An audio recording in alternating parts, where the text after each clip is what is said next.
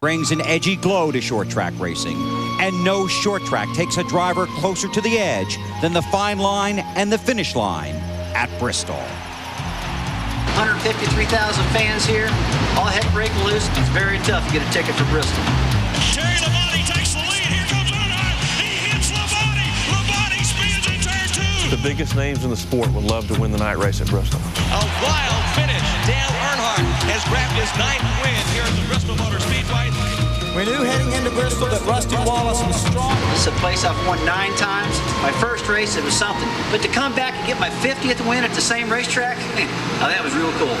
The walls of the racing world are closing in. There are 2 options: leave a loser or walk away a winner following in the footsteps of short track legends. For a racer, there is no option. Give me fuel, give me fire, give me double shot is out.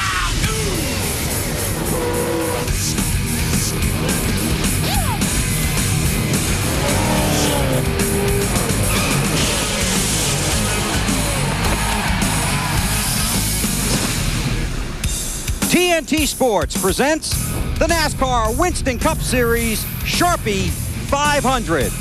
It is the perfect combination of race and place. Short track, fast cars, bright lights on a Saturday night. It is the biggest word in short track racing, Bristol. Hi everybody, Bill Weber along with Benny Parsons on the TNT War Wagon right behind Pit Road at Bristol, and this is the greatest seat in racing. Now, for you millions of new race fans that have never seen the night race here at Bristol, it's a little bit like taking the Super Bowl and playing it in your high school gymnasium. The field's a lot smaller, there's a lot more hitting, and at times it can be pretty hard to keep score. But Benny, these fans love it. And Bill, it's an amazing thing what the outside retaining wall, what kind of a dividing line it is, because you're right, the fans in the grandstands, they love this place. They cannot get enough of it. But come inside the garage area with the drivers, the competitors, they hate this place. They hate it because they know, Bill, they're going home with their tempers frayed and torn up race cars. It can be a very tough night for race teams. Now, 1 week ago at Michigan, it was the Rain Man, Sterling Marlin, going to victory lane. You could say his tires and his timing were on target, and Sterling was right back where he belonged.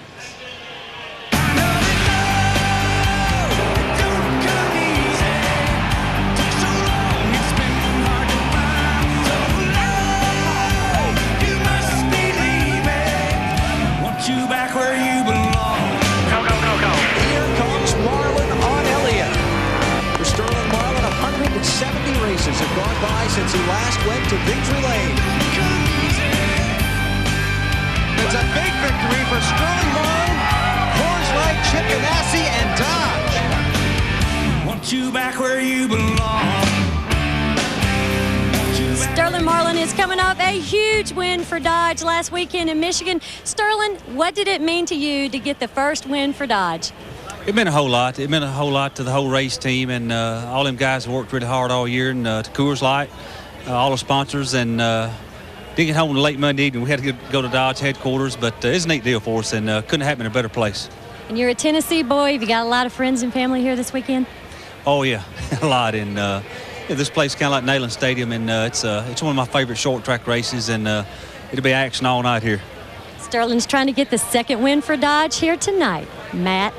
Bristol is a special place for Elliott Sadler. He scored his first career Winston Cup victory here in March. On Thursday night, he backed up that memory with a wedding proposal. Tonight, he starts fourth, 34 spots higher than back in the spring. Elliott, same race car, different front stretch now instead of the back stretch, but do you have a different strategy as well? We might have a different strategy. I tell you what, this car is really good again. Same car we had here in the spring, same 4 springs, and really happy with it yesterday in happy hour. So we'll see what happens. I looked at the Busch race again last night. Track position is very, very important. You don't want to be caught in the middle of the back. So we're guys, we're all geared up and ready to go. And we think when we can go the rest of the way on gas, Pat's already told me to quit whining, that probably going to stay up there. But I do want to say happy 38th anniversary to my mom and dad. It's the anniversary today. So a trip to victory lane will be very special for me tonight. The bigger question, did Lisa say yes?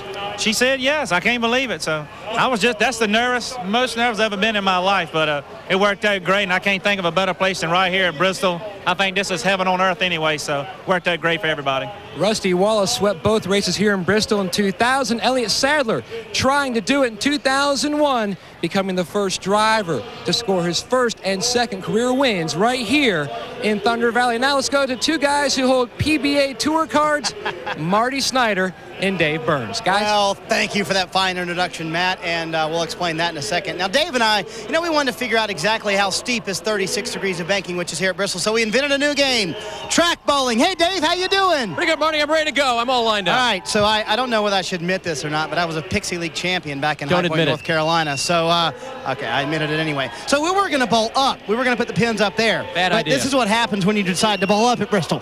It doesn't quite go all the way up. So bad idea. That doesn't work. No. We'll let the peanut gallery grab Plus that. the pins had a real hard time up here too, Marty. There you go. We stopped it. So we decided, we'd let Dave try it from up there. Now we'll see what happens. So Burns has been pretty good in practice. So take off. Remember the form I taught you. Dave's never bowled a day in his entire life. So go, Burns. Here we go. Here we go. Drum roll, please. Oh, here we go. Is he going to strike? Is he going to strike? Burns with a strike. Wow, terrific. The gallery goes nuts. That deserves a high five. Thank you very much. I think it was the shoes, actually. So what did we learn here? Basically, it's a long way up there. It's pretty scary, Very scary. I know why the racing's so good now. Yeah. And what else do we learn? Basically that track bowling wouldn't be nearly as much fun at the flat track in Loudon, New Hampshire. I don't think so either, Bill. I'll tell you, that's going to set bowling back a little bit. But he made it in rehearsal, too. But it's very steep banking here, and that's what makes this place so much fun. 36 degrees, so the drivers can really drive the car down in hard, just barely touch the brake, and go around the corners at probably 120 miles per hour. It's very, very exciting. Sparks will be flying, not only from the rubbing the sheet metal, but the cars bottoming on the racetrack. That's right. Now, as you can tell, we're going to have a lot of fun tonight. But when we return, we'll turn our attention away from the track and to the findings from the NASCAR investigation into the death of Dale Earnhardt.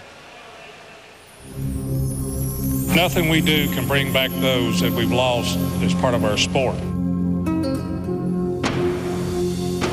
We can, however, learn from those losses and honor them in what we do moving forward.